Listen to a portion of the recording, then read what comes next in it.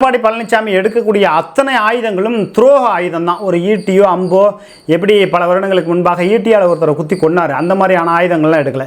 இவர் எடுத்திருக்கிற ஆயுதம் என்பது துரோக ஆயுதம். சரி, இவர் துரோகம் பண்ணுறாரு. கடைசியில் மாவட்ட செயலர் கூட்டத்தில் என்ன பண்ணுறாரு, என்னை விட்டுட்டு போயிடாதீங்கப்பா, எனக்கு வேறு வழி இல்லை, நான் அந்த கட்சியில் பொதுச்செயலாளராக இருந்தாகணும், இல்லைன்னா என்னை பாஜக தூக்கி உள்ளே வச்சிரும், திமுக தூக்கி உள்ளே வச்சிரும் அப்படிங்கிற அச்சத்தில் கண்ணீர் விட்டு அழுதுருக்காரு. ஆனால் அது வெளியில் தெரியல. எஸ்பி வேலுமணி மட்டும் இப்போ நினச்சார்னா அந்த கட்சியை அவர் பொதுச்செயலாளராக வரலாம், அல்லது அம்மையார் சசிகலா அவர்கள் பொதுச்செயலாளர் வரலாம், செங்கோட்டையின் பொதுச்செயலாளர் வரலாம். அதுக்கான சாத்தியக்கூறுகள் இருக்குது. எடப்பாடி பழனிசாமிக்கு இனி அரசியல் எதிர்காலம் என்பது இருக்கவே இருக்காது. நம்ம ஆரம்பத்தில் சொல்கிறோம். இப்போ தேர்தல் காலகட்டங்களில் நம்ம அதிமுகவுக்கு இதான் நம்ம பேசினோம்னா அதிமுகவுக்கு ஆதரவாக இருப்போம். அதனால் எடப்பாடி பழனிசாமிக்கு ஒரு காலமும் நம்ம ஆதரவாக எந்த செய்தியும் நம்ம போட மாட்டோம். அதே போல் இளங்கோவன் மாவட்ட செயலாளர் இருக்கார், அவரும் சேலத்தில் பெரிய அளவுக்கு இந்த எம்பி எலெக்ஷனில் நிற்கலான்னு பிளான் பண்ணார். கடைசியில் செல்வ கணபதியை எதிராக இளங்கோவனை நம்ம கொடுத்தோம்னா இளங்கோவன் எங்கே வளர்ந்துருவாரோ, ஏன்னா நம்ம துரோகம் பண்ணோம், அந்த துரோகத்துக்கு பரிசாக இளங்கோவன் என்ற ஒருவர் பொதுச்செயலாளராக வந்துடுவாரோ அல்லது அதிகாரத்துக்கு வந்துடுவாரோ, வேலுமணியை அமுக்கிறதுக்கு தான் நம்ம இளங்கோவனுக்கு முக்கியத்துவம் கொடுத்தோம். அப்போ இளங்கோவன் முன்னுக்கு வந்துடுவாரோங்கிற ஒரு அச்சத்தில் இளங்கோவனுக்கு சீட்டு கொடுக்காம, கள்ளக்குறிச்சிலையும் சீட்டு கொடுக்காம, சேலத்துலையும் சீட்டு கொடுக்காம டம்மியான ஒரு வேட்பாளராக செல்வ கணபதி இருக்கிறான்னு பட்டார். செல்வ கணபதி ஆகச்சிறந்த அறிவாளி, மிகச்சிறந்த அரசியல்வாதி, எடப்பாடி பழனிசாமி கிட்டலாம் கைகட்டி நின்றவர். அதாவது ஒரு காலகட்டத்தில் எடப்பாடி பழனிசாமியை க்ளோஸ் பண்ணுற லெவலுக்குலாம், கொலை பண்ணுற லெவலுக்குலாம் செல்வ கணபதி பிளான் பண்ணியிருக்காரு. அதாவது நீ என்ன பெரிய ஆளா அப்படிங்கிறது மாதிரியான ஒரு நிலைப்பாடு. செல்வ கணபதியெல்லாம் கண்டா எடப்பாடி பழனிசாமி ஓடுவாராம் அந்தளவுக்கு. அப்படியான ஒரு நிலைமையெல்லாம் இருந்தவர் இன்றைக்கி எடப்பாடி பழனிசாமிங்கிறவர் ஒரு வட்டத்துக்குள்ளே இருந்தவரை பெரிய அளவுக்கு கொண்டு வந்து இன்றைக்கி காட்டியிருக்காங்கன்னா அதுக்கு அம்மையார் சசிகலா அவர்கள் இந்த தமிழினத்திற்கு செஞ்ச துரோகம் தான் சொல்லலாம். ஏன்னா ஒரு தனபால் அவரை முதலமைச்சராக ஆக்கிட்டு போயிருந்துருக்கலாம். தேவையில்லாமல் ஒரு துரோகம் என்றவரை கொண்டாந்து நிப்பாட்டி வச்சு இந்த தமிழ் இனத்திற்கு, முக்குளத்தூர் இனத்திற்கு மிகப்பெரிய அவமானத்தை ஏற்படுத்தி இருக்கிறார் அம்மையார் சசிகலா அப்படிங்கிறது தான் எல்லாருடைய தகவலாக இருக்குது. அதுக்கு பேசாமல் பன்னீர்செல்வத்தையே விட்டுட்டு போயிருந்துருக்கலாம் இவன் முதலமைச்சரா. எவ்வளோ பெரிய ஒரு துரோகத்தை செஞ்சுருக்காரு. அம்மையார் சசிகலாவுக்கு ஜெயிலேருந்து வந்த பிறகு நீங்கள் பொதுச்செயலாளராக இருக்குமான்னு கூட ஓபிஎஸ் சொல்லிடுவார். ஆனால் எடப்பாடி பழனிசாமி அப்படி சொல்லுவாரா? சொல்ல மாட்டார். அதனால தான் இப்போ என்ன பண்ணுறாரு, நாம் அனைத்து இந்திய அண்ணா திராவிட முன்னேற்ற கழகத்தினுடைய 1 கோடி தொண்டர்கள் என்று சொல்லுகிறார்கள் அல்லவா, அந்த 1 கோடி தொண்டர்களுக்கு துரோகம் செஞ்சு கொண்டாடு கொலை சம்மந்தப்பட்ட விஷயங்களை மாட்டிக்கிட்டு திமுகவோட சமரசமாயிட்டோம். இவர் சமரசமானதை பார்த்துட்டு என்ன பண்ணிட்டாங்க, அனைத்து இந்திய அண்ணா திராவிட முன்னேற்ற கழகத்தில் இருக்கக்கூடிய மாவட்ட செயலாளர் முக்கால்வாசி பேர் எடப்பாடி பழனிசாமிக்கு துரோகம் பண்ண ஆரம்பிச்சிட்டாங்க. துரோகம் பண்ணதன் அடிப்படையில் தான் நாமக்கல்லேருந்து பணம் வருது, அது எங்கே போகுது எங்கே வருதுங்கிறத, தங்கமணி கொடுத்த பணத்தை சிவபதியோ பரஞ்சோதியோ இவங்க கையில் போகக்கூடாதுங்கிறதுனால பரஞ்சோதியே அது மாட்டிக்கிட்ட லெவலுக்கு போனது காரணம் என்னென்னா சிவபதி அதை காட்டி கொடுத்துட்டாரு அப்படிங்கிறது மாதிரியான ஒரு தகவல் பரவலாக செவிவழி செய்தியாக நமக்கு வந்துகிட்டு இருக்குது. பரவலாக தொண்டர்கள் சொல்லக்கூடிய கருத்து தான்.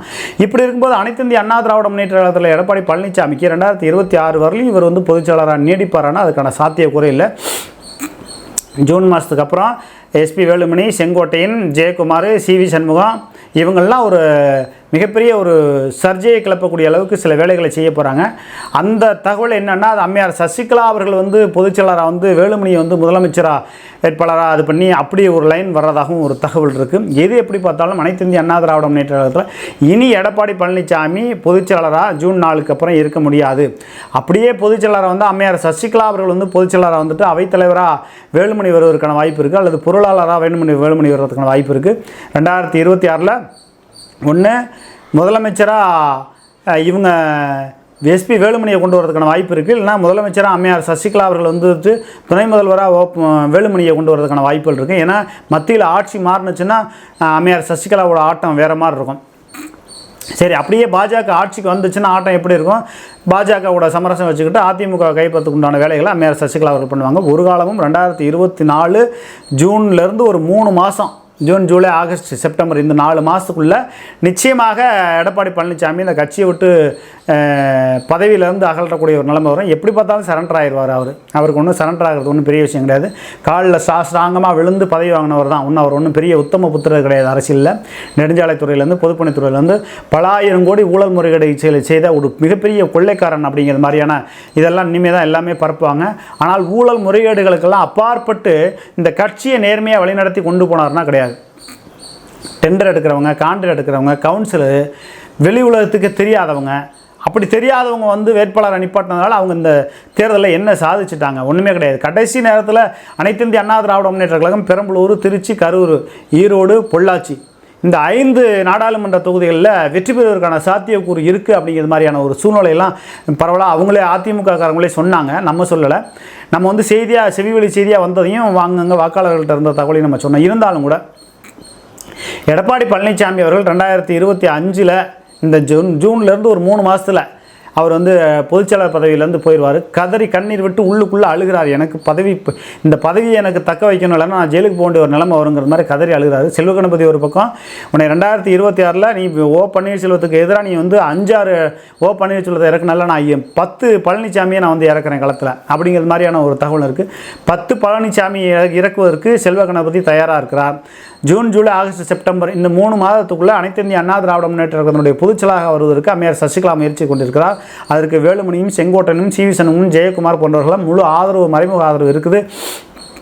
இந்த நிலைமை போணுச்சுன்னா அனைத்து இந்திய அண்ணா திராவிட முன்னேற்ற கழகம் எடப்பாடி பழனிசாமி தலைமையில் போணுச்சுன்னா அனைத்து இந்திய அண்ணா திராவிட முன்னேற்ற கழகம் இருக்கிற தெரியாமல் போயிடும்.